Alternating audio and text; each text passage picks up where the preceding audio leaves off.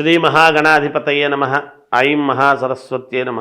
శ్రీ లలితాంబికాదేవియే నమ.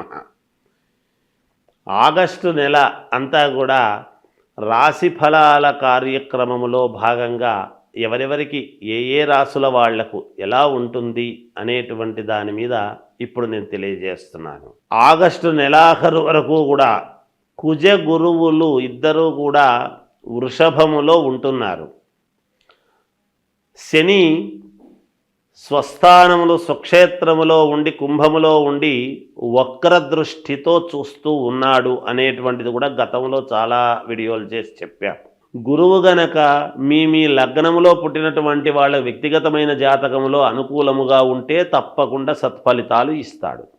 కొంచెం ఏదైనా కుజగురువులు ఇద్దరు కూడా ఏదైనా ఉండకూడని స్థానాల్లో మీ లగ్నాన్ని బట్టి ఉన్నారు అంటే కొన్ని ఇబ్బందులు జరుగుతాయి. అందుకని ఎవరికి మేలు ఎవరికి మేలు కాదు అనేటువంటి విషయాన్నే ఇప్పుడు నేను తెలియజేస్తున్నాను. కుజుడు అనేటువంటి గ్రహము గురువు అనేటువంటి గ్రహాలు రెండూ కూడా వృషభములో ఉండేటువంటి దాని వలన ఎవరికి ఏ రాశి వాళ్లకు ఎటువంటి ఫలితాలు ఉండబోతున్నాయి అనేటువంటిది ఇప్పుడు నేను తెలియజేస్తున్నాను. అయితే మీ వ్యక్తిగతమైనటువంటి జాతకాలను పరిశీలన చేసుకుని ఒకవేళ ఏదైనా మీ జాతకములో లోపము ఉంటే దాన్ని సరిదిద్దుకోగలరు అనేటువంటిది తెలియజేస్తున్నాను. ఎందుకు? మనము స్నానము చేసి గుడికి వెళితే కదా గుళ్ళో ఉండేటువంటి పవిత్రత భగవద్ అనుగ్రహం మనకు కలుగుతుంది.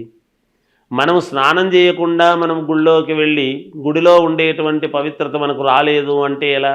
అందుకని వ్యక్తిగతమైనటువంటి జాతకాలలో ఉన్న లోపాలను సరిదిద్దుకుంటే తప్పకుండా మీకు మేలు జరుగుతుంది అనేటువంటిది తెలియజేస్తున్నాను. కన్యారాశి వారికి ఈ ఆగస్టు నెల అంతా కూడా ఎలా ఉంటుంది అనంటే కన్యారాశి వాళ్లకు చాలా మహాద్భుతముగా ఉంటుంది అనే నేను తెలియజేస్తాను. ఎందుకు ఈ మాట అంటున్నాను అంటే ఒక్క కన్యారాశిది మాత్రం మిగతా అన్ని గ్రహాలు నెల చూసుకోవాల్సినటువంటి ఆవశ్యకత ఉంటుంది. ఒక కన్యారాశి వాళ్ళు మాత్రము నిజానికి సంవత్సరానికి ఒక్కసారి చూసుకున్నా చాలు, దాదాపు ఇంకా 10 సంవత్సరాల పాటు మహాద్భుతమైనటువంటి యోగవంతమైనటువంటి ఫలితాలే పొందుతారుగాక. అంటే ఏంటి గురువుగారు మీరేమో చెబుతున్నారు, మాకు ఎక్కడా ఊపిరాడడం లేదు, మేము కట్టాల్సినటువంటి డబ్బులు అలాగే రుణాలు ఉన్నాయి, మాకు ఎవరూ రూపాయి ఇచ్చేటువంటి ఇది లేదు, మాకు ఎక్కడా రావు కూడా, బాగా సమస్యలలో కూరకపోయి ఉన్నాను, ఒక ఊబిలో దిగినట్టుగా ఉంది నాకు, నేను ఇంకా కూరకపోతున్నాను కానీ నాకు ఎక్కడా రూపాయి వచ్చే అవకాశం లేదు అని అనుకునేటువంటి వాళ్లకు కూడా ఖచ్చితముగా నేను చెప్పగలను, ఎక్కడో లేదు, మీ మనోసంకల్పము మనోనిబ్బరమే మిమ్మల్ని బయటికి లాగుతుందిగాక.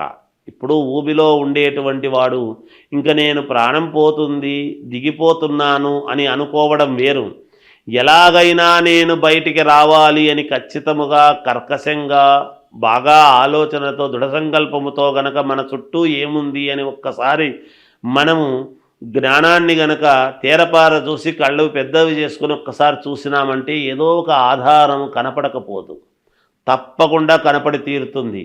అంతటి యోగవంతమైనటువంటి మహర్జాతకము ఇప్పుడు ఈ కన్యారాశి వాళ్ళది. నేను తెలియజేస్తున్నాను, చాలామందికి చెబుతున్నాను, కొంతమందికి జరిగినాయి గురువుగారు అని, కొంతమందికి ఇప్పుడిప్పుడే జరుగుతుంది గురువుగారు ఆ దశలు కనపడుతున్నాయని, కొంతమంది ఇంకా రాలేదు గురువుగారు అని ఇలా చేస్తూ ఉన్నారు. తప్పకుండా మీరు ఆగండి, ఎవరు ఎటువంటి ఇబ్బందులు పడరుగాక. కన్యారాశి వాళ్ళదే మహాద్భుతమైనటువంటి యోగం ఇంకా 10 ఏళ్ల పాటు ఉన్నది. మీకు ఖచ్చితంగా లోన్లు పుడతాయి, కొత్త ఇల్లు సొంత ఇల్లు కావాలనుకునేటువంటి వాళ్లకు వస్తుంది, ఉద్యోగాలు వచ్చేటువంటి వాళ్లకు ఉద్యోగాలు, విదేశాలకు వెళ్ళాలనుకునేటువంటి విదేశాలు, అలాగే వ్యాపారాలు చేసుకునేటువంటి వాళ్లకు వ్యాపారాలు చేసుకోవటానికి, అన్ని రంగాల వాళ్లకు ఏదో ఒక రంగంలో వాళ్లకు తగినట్టుగా భగవంతుడు మేలు చేసేదానికి సిద్ధంగా ఉన్నాడు. మీ వ్యక్తిగతమైనటువంటి జాతకాలు చూసుకొని ముందుకు వెళ్ళండి. కన్యారాశి వాళ్ళు ఎక్కువ శాతము మీరు చేసుకోవాల్సినటువంటి పనులు ఏమిటి అంటే ఆంజనేయ స్వామిని ఆరాధించండి, అమ్మవారిని ఆరాధించండి, అంతకన్నా ఎక్కువగా సుబ్రహ్మణ్య స్వామిని ఆరాధించండి. తప్పకుండా మీకు విజయం అనేటువంటిది జరిగి తీరుతుందిగాక నేను తెలియజేస్తున్నాను. నమ్మండి. తప్పకుండా కన్యారాశి వాళ్ళదే మంచి ఇది జయము కలుగుతుంది. శ్రావణ మాసము వచ్చింది అంటే అందరికీ గుర్తొచ్చేది ఏమిటి అంటే వరలక్ష్మీ వ్రతం. అసలు వరలక్ష్మీ వ్రతం చేసుకుంటే ఏమొస్తుంది, ఎందుకు చేస్తున్నాం మనం అనేటువంటిది ఒక్కసారి మనం ఆలోచన చేసుకోవాలి. వరలక్ష్మీ వ్రతం అని అనంగానే పౌర్ణమికి మామూలుగా ముందుగా వచ్చే శుక్రవారం నాడు వరలక్ష్మీ వ్రతం అంటే 2వ వారం ఎప్పుడూ పడుతుంది సహజంగా. అలా శుక్రవారము నాడు వరలక్ష్మీ వ్రతం అనేటువంటిది మనం వ్రతకథలో చెబుతాం. చారుమతీదేవి ఎందుకు చేసుకుంది ఏమిటి అనేది. అంతేకాకుండా 16 కుడుములు వాయనము ఇవ్వటము ఇవన్నీ కూడా ఉన్నాయి. అసలు వరలక్ష్మీ వ్రతం అని మనం చేసుకోవటంలోనే వరాలు ఇచ్చేటువంటి లక్ష్మీదేవి. లక్ష్మీ ధనమే ఒక వరం. అదే కాకుండా ఇంకా ఏమిస్తుంది అమ్మవారు అంటే సౌభాగ్యం. సౌభాగ్యం అంటే ఏమిటి? ఆడవాళ్ళు చేసుకునేటువంటి వరలక్ష్మీ వ్రతములో భర్త, కుటుంబము అంతా కూడా, పిల్లలు అందరూ కూడా క్షేమముగా ఉండటానికి దోహదపడుతుంది. ఏ స్త్రీ అయినా ఏమి కోరుకుంటుంది?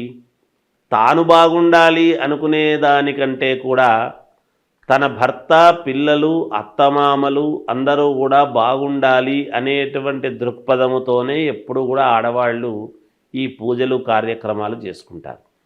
వాటిలో ప్రప్రథమముగా మొట్టమొదట వరలక్ష్మీ వ్రతం అనేటువంటిది.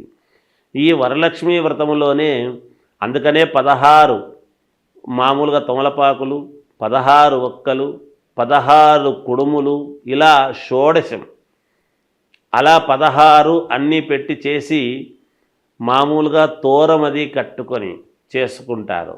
ఆ తోరం కట్టుకోవడం కూడా దాన్ని ఏమిటంటే ఒకటి అమ్మవారుకు, ఒకటి ఈమె. తర్వాత ఈ వరలక్ష్మీ వ్రతము చేసుకున్న తర్వాత ఒక 5 మందికి కానీ, 9 మందికి కానీ, 11 మందికి కానీ ఎవరి శక్త్యానుసారం వాళ్ళు ముత్తైదువులకు మామూలుగా తాంబూలం ఇవ్వటము అనేటువంటిది ఆనవాయితీ.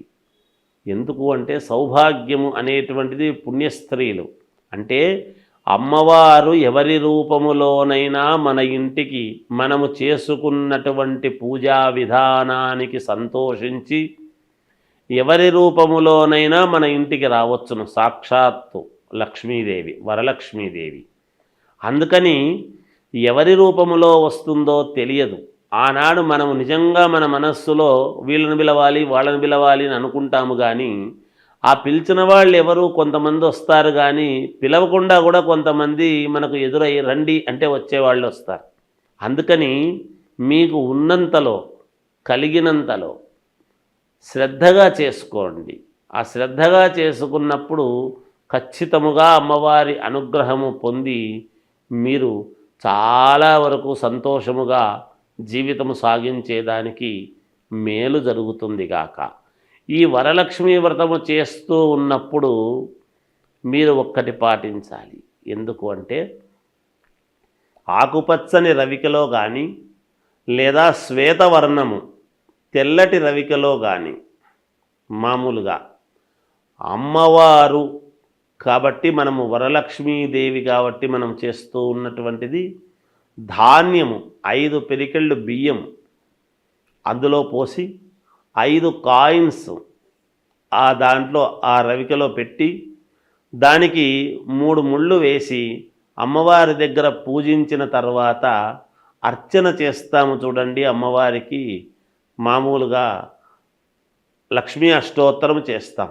ఆ అష్టోత్తరము చేస్తూ ఉన్నప్పుడు ఆ రవిక గుడ్డ మీద గనక మీరు అష్టోత్తరము చేసినారు అంటే చేసిన తర్వాత దాని మీద ఉండేటువంటి కుంకుమ ఒక చోట ఒక పేపర్లో తీసుకొని దాన్ని తీసుకువెళ్ళి అట్లాగే మీరు బీరువాలో పెట్టుకోండి. తప్పకుండా ధనము మీకు చాలా వరకు ఎన్ని ఇబ్బందుల్లో ఉండేటువంటి వాళ్ళకైనా ఏదో ఒక రకంగా మీకు అమ్మవారి అనుగ్రహము పరిపూర్ణముగా కలగడానికి చాలా రకాల మార్గాలలో ఇదొక రకమైనటువంటి మార్గము. దీన్ని అందరూ పాటించి చేసుకోండి, తప్పకుండా మీకు మేలు జరుగుతుంది అని తెలియజేస్తూ జయోస్తు.